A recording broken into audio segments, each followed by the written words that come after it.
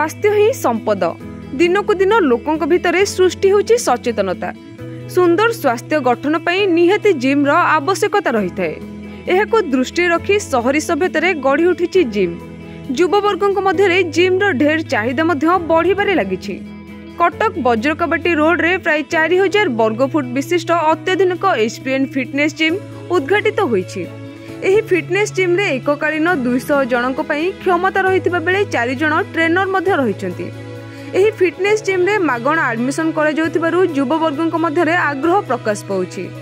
Gym रो मालिक सुशील कुमार महंती को एही भली भल कार्य पई जिम रे धीरे धीरे एडमिशन बढ़िबारे लागिछि। आउ मु भाबुची बोधे कटक रे एटा बहुत हाइजीनिक आउ मु जो ब्रांड रो मेसिन आनीची जेराई रो प्रायतः आपण देखिबे 3 प्रकार आछि मेसिन। 1 नंबर ब्रांड टा मु आनीची सबु न्यू मेसिन मध्य मो पाखरे अछि। स्काईफुल डाउन रो गोटे मेसिन अछि सेटा यदि आपण देखिए बहुत सारा अत्याधुनिक सेटा हमको पेटर पैक पकेयागु आउ चर्बी कमेया पई बहुत सहायता करिवो। आउ गोटे जिनस मु कहबी आजिकालिका यूथ माने बहुत इंटरेस्टेड जिम करिया पई सेति मु भाबिली कि नहीं एटा गोटे भल संस्था बट मु चाहूनी बिजनेस हिसाब रे मुटा खोलिनी एटा मोर गोटे पैशन। मु सब बेले जिम भी मु मध्य करे एवं आजिकालिका युवपीढ़ी को दरकार सुषम खाद्य खाइबा एवं जिम करिबा ता सहित भल काम सब बेले करिबा दरकार। एटा गोटे मोर मन भीतर सब बेले चले।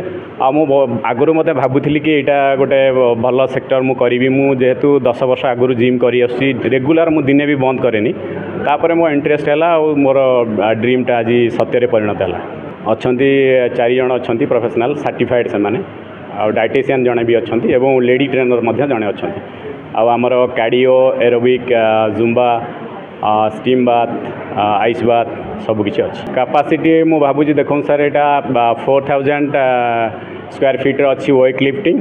कार्डियो भी 4000 स्क्वायर फीट अच्छी पाखापाखि मुझे भावी एका सांगे 200 पिला मारी पारे। मो हिसाब रे आजिकल युवपीढ़ी को खाइबार बहुत डाइट रहा मेन फोकस। तो वर्कआउट तो 2-3 आवर करेंगे किंतु मेन है डाइट आउ भल खाइबा सह भल वर्कआउट जरूरी। तो जिम आसतु जॉइन करन बहुत भल एम्बियंस अच्छी।